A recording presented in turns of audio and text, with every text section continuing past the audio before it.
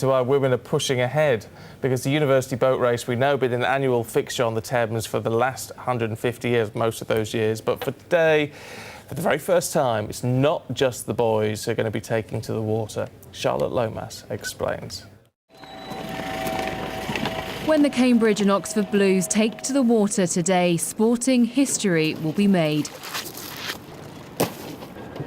For the first time, women will be rowing the same stretch of water on the same day as the men. And millions of people will be watching. It's a really, really important day in the history of the boat race, and it's got a long and impressive history, and I just think it's fantastic that it's now going to be for both men and women. And I think with the three races and hopefully the weather being good, it's going to be some very close races. Rewind almost 90 years and you'll see women rowing with passion. Here in 1929, women were not fighting to win. It was deemed unladylike to race against each other, and instead Oxbridge female crews rowed separately and were judged on their time and style.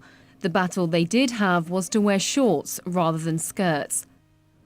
It took about 40 years until the women's boat race became an annual fixture, held at Henley, a much shorter and easier course than the men's. Okay guys, I've just got a single coming down and the first one. The reason it will now follow the same tough 4.2-mile course on the Tideway is simple: money.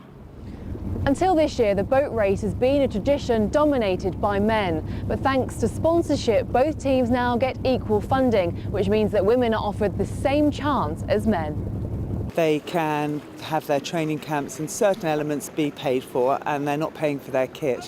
When I did it, we had to scrape together to get the money for our kit, we had to pay for our training camps, and we had to rely on volunteers to coach us.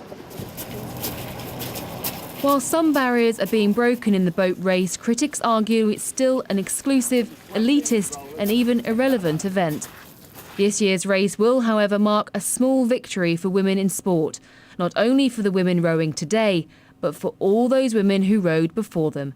Charlotte Lomas, Sky News. Well, it's time to have a